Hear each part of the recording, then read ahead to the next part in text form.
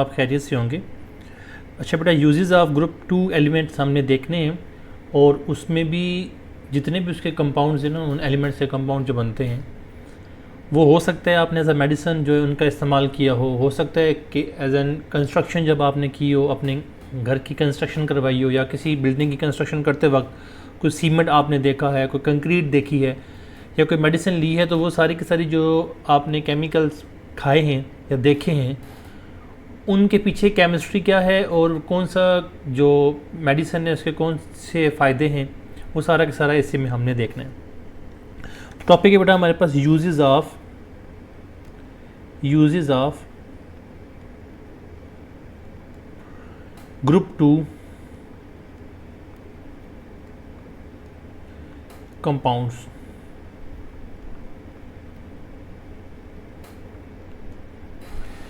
अच्छा बेटा, 3 basic uses हैं, ठीक है। इनके जो बेसिक हेडिंग है वो क्या है, यूजेस की 3 है। पहली जो है बेटा वो एक केमिकल है जिसको लाइमस्टोन कहते हैं, तो हम उसी के मुताबिक इसकी कैटेगराइज करते हैं कि use of limestone in industry. जो दूसरी इसका यूज़ है बेटा वो क्या है, यूज़ ऑफ स्लेट लाइन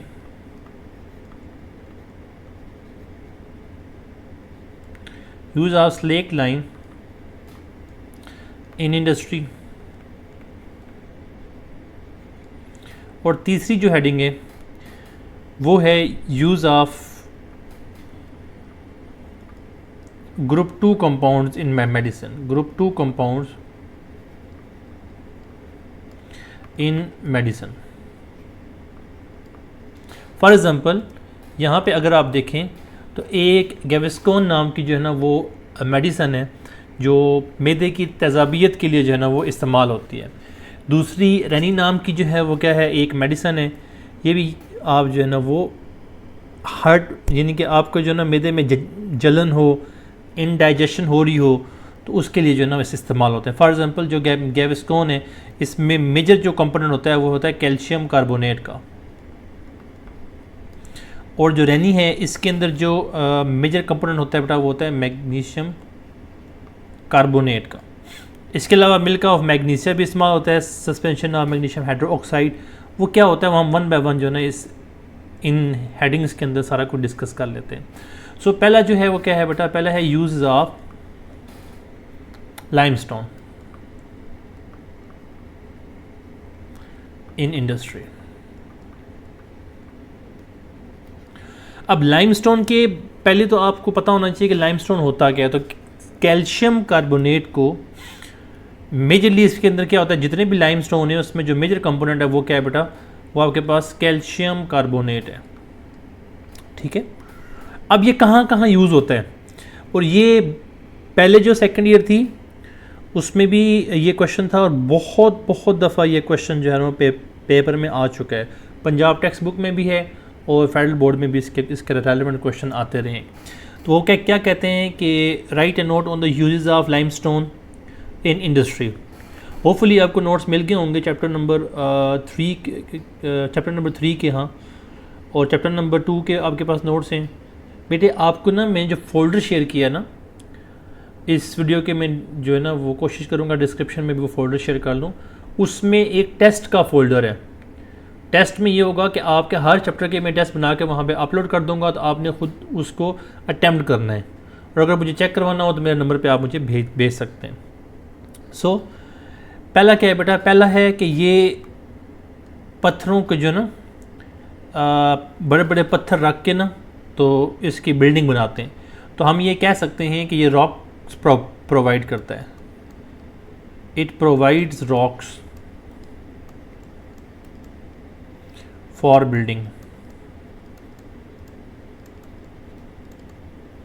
बड़ी सी चट्टानें होती हैं जिनकी मदद से क्या क्या करते हैं, बिल्डिंग लोग बनाते हैं। सेकंड क्या है बेटा, ये ब्लॉक बनाने के लिए इस्तेमाल होता है, ब्लॉक्स फॉर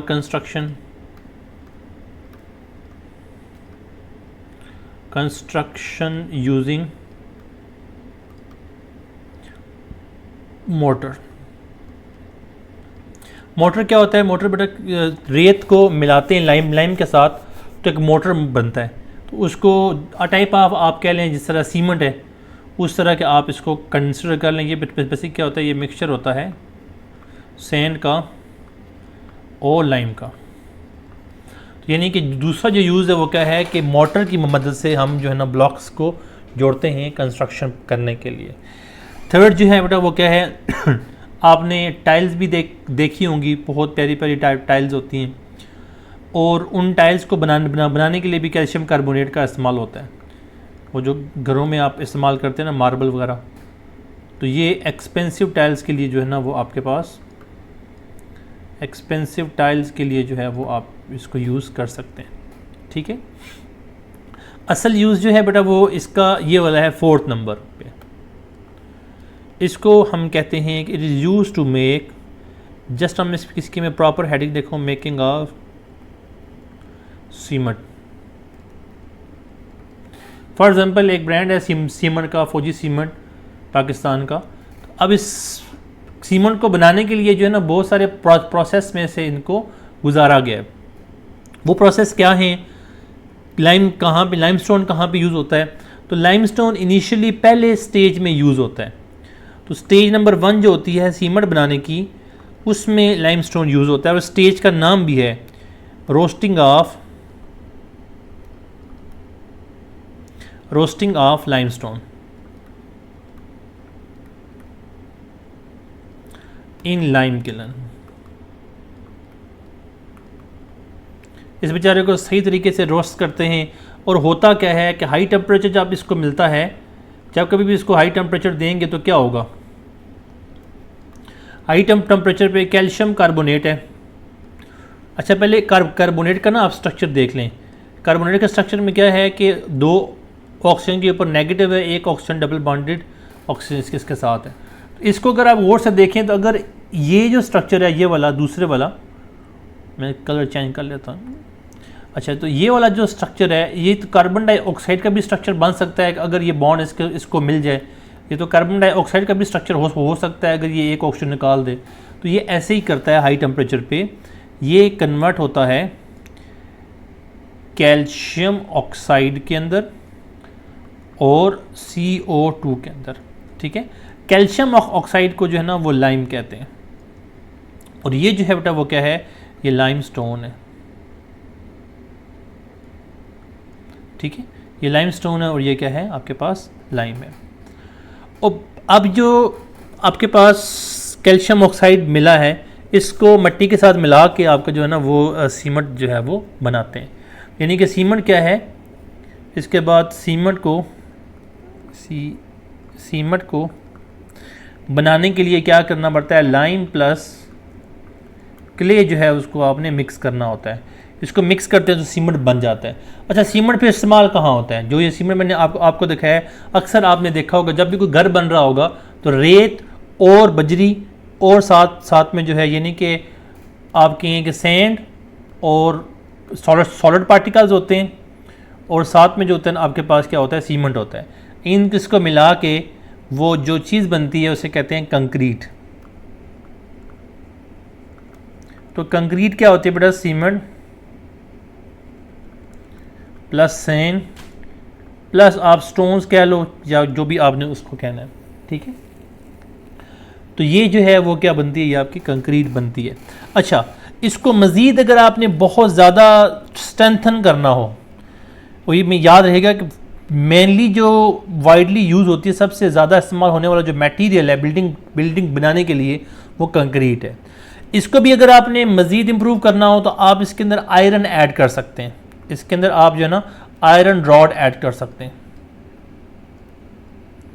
जिस तरह लेंटर हमारे यहाँ होता है उसमें क्या है कि पहले आप एक जाल सा भी बिछाते हैं और उस जाल के बाद जो है, जाल किसका?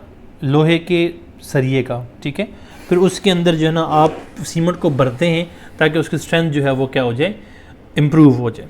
ठीक है, तो ये सारी के साथ जो डिस्कशन थी वो थी कैल्शियम कार्बोनेट या फिर जिसको हम लाइम स्टोन कहते हैं। ठीक है, अब जो दूसरा यूज़ है बेटा वो है स्लेट लाइम का। यहाँ पे एक कन्फ्यूजन बच्चों को बहुत ज़्यादा होती है। Slaked lime.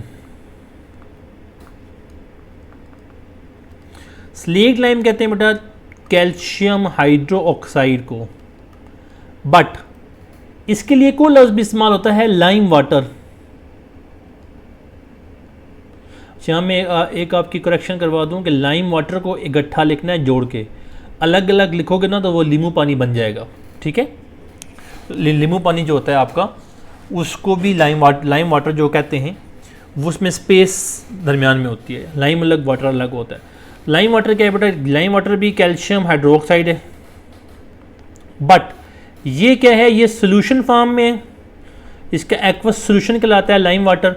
और ये जो है बेटा क्या है, सॉलिड फॉर्म में, सॉलिड फॉर्म में CaOH ट्वाइस क्या कहलाता है, स्लेग्ड लाइम। और जब ये वाटर में होता है तो ये क्या क्या कहलाता है, लाइम वाटर। और आपने ये एक्सपेरिमेंट भी किया होगा कि कार्बन डाइऑक्साइड जब निकलती है, कार्बोक्सिलिक एसिड की जब आप टेस्ट करते हैं, कार्बोक्सिलिक एसिड के अंदर आपने एसिड ऐड किया कोई और, या कोई बल्कि आपने कार्बोनेट्स में से एसिड ऐड किया तो कार्बन डाइऑक्साइड निकली, और आपने लिखा कि कार्बन डाइऑक्साइड रिलीज विच टर्न लाइम वाटर मिल्की। शायद आपको याद होगा, नहीं याद तो कोई मसला नहीं, हम जब प्रैक्टिकल की डिस्कशन करेंगे तो वो फिर उसमें आ जाएगा। तो अब जैसे ये समझ लें कि स्लेग लाइम क्या होता है, कैल्शियम हाइड्रोक्साइड, और लाइम वाटर क्या होता है, calcium hydroxide, but lime water solution है और ये क्या है, सॉलिड फॉर्म में, ठीक है जी। अब इसका यूज़ कहाँ होता है, तो ये जो आपके पास मिट्टी होती है ना, सॉइल पे केमिकल इस्तेमाल कर कर के ना उसकी जो एसिडिटी है वो बढ़ जाती है। तो हमने उसकी पीएच को करना है इंक्रीज का मतलब पीएच करनी है बेसिक या फिर neutral. Increase pH of acidic soil by neutralising the acid, ठीक है। फॉर एग्जाम्पल कोई भी एसिड है, एसिड का मतलब है कि वो H पॉजिटिव आयन होगा, तो ये उसको कर लेंगे न्यूट्रलाइज, यानी कि इस कैल्शियम 2 पॉजिटिव बन जाएगा और साथ में वाटर, ये OH इस H पॉजिटिव के साथ साथ मिलकर क्या बना देंगे, वाटर बना देंगे 2H2O, ठीक है। तो इससे क्या हुआ कि आपकी जो ज़मीन है उसकी एसिडिटी जो है ना वो क्या होगी, कम होकर न्यूट्रलाइज होगी। और थर्ड में बेटा क्या है, थर्ड में है जी मेडिकल यूज़। थर्ड में क्या कहा हमने, थर्ड में हमने कहा कि इसका मेडिकल यूज़ है। अच्छा, ये तीनों यूजेस मिल के लॉन्ग क्वेश्चन में 6 नंबर के भी आ सकते हैं और अलग अलग शॉर्ट क्वेश्चन में भी आ सकते हैं, ठीक है। तो कोशिश करें कि इसको आप दोनों तरीके से तैयार कर लें। पहला जो केमिकल है जी, जो बड़ा ही इंपॉर्टेंट केमिकल है, वो है बेरियम सल्फेट। बेरियम सल्फेट, अच्छा बेरियम सल्फेट करता क्या है, ये एब्जॉर्ब करता है एक्सरे को, ये एक्सरेज को एब्जॉर्ब करता है, ठीक है।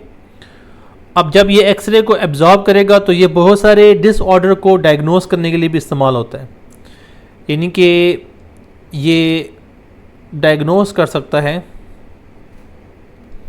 कि आपकी मैदा ख़राब है तो कहाँ से ख़राब है, अगर अल्सर है या कोई और इशू है तो वो कहाँ पे पाया जाता है।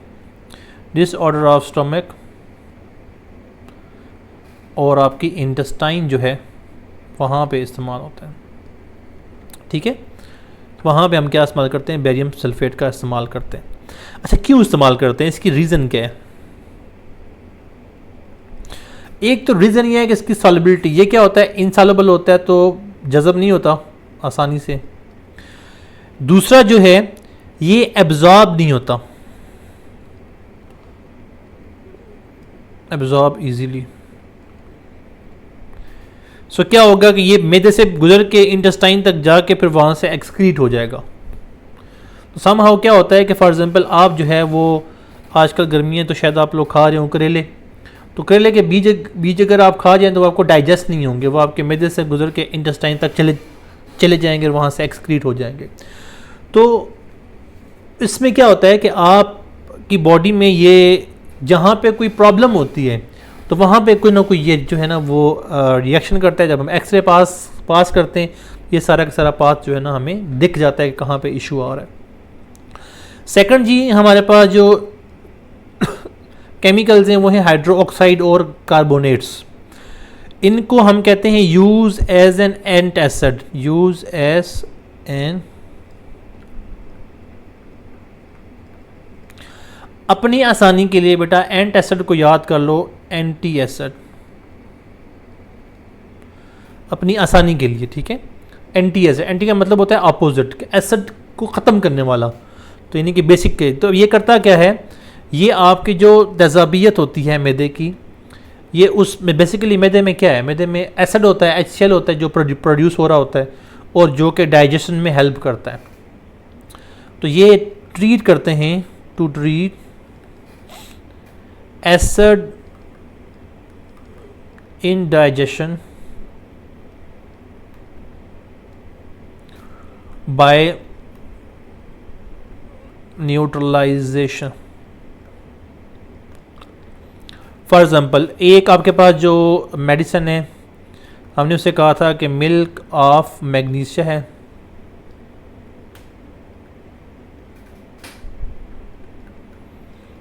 ये क्या होती है बेटा, ये मैग्नीशियम की जो ना सस्पेंशन होती है, किसकी, suspension of magnesium hydroxide, suspension